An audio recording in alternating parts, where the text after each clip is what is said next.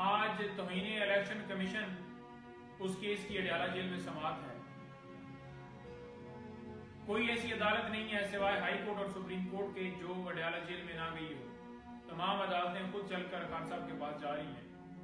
होता यह है कि आमतौर पर अक्यूज को अदालत में पेश किया जाता है, लेकिन इमरान खान साहब की तस्वीर से, वीडियो से इतना खौफ है कि सिक्योरिटी का बहाना बनाया जाता है।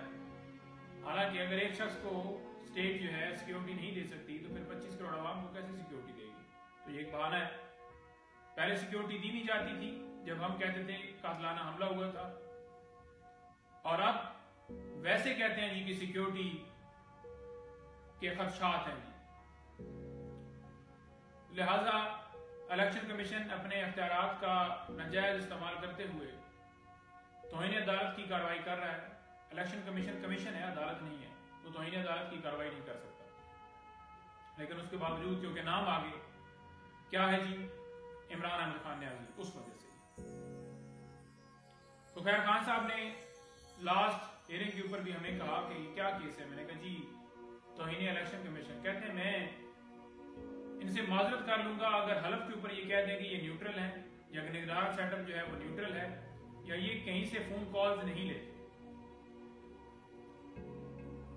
इसके साथ साथ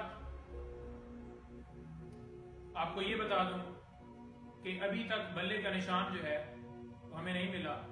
सिर्फ कारकुनान के अंदर एक मायूसी पैदा करने के लिए कि पता नहीं पीटीआई बैलेट पेपर के ऊपर होगी नहीं होगी, तो ये भी इलेक्शन कमीशन की बदनीति है।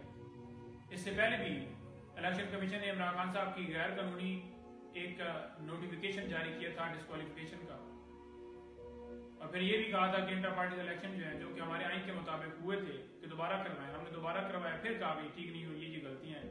कोई गलती नहीं है, सिर्फ नाम इमरान अहमद खान न्याजी है। इसके साथ साथ आपको ये बताता जाऊं कि गुज़श्ता रोज इमरान खान साहब एक मुकदमे में बरी हो गए, तो पूरी कौम को उसमें मुबारकबाद। इंशाल्लाह तमाम केसेस में इमरान खान साहब सुरखरू होंगे।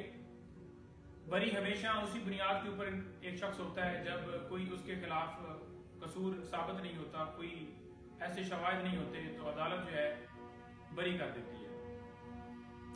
उसके साथ साथ कल इद्दत के दौरान निकाह वाला जो केस था, तो उस केस की समाअत के लिए अदालत ने कहा है कि जी वो भी चलकर जाने के लिए जेल में तैयार है। कभी मुफ्ती सईद के जरिए दरखास्त, और कभी काबर मानका को अगवा करके उसके ऊपर केसेस बना के, तो उसके ऊपर उसे भी लाया जाता है कि आए जी इमरान खान साहब के खिलाफ आप भी एक दरखास्त दें, वो वापस ली जाती है। तमाम के पीछे एक ही लोग हैं, सेम गवाह है, सेम वकील, आप सबको पता है।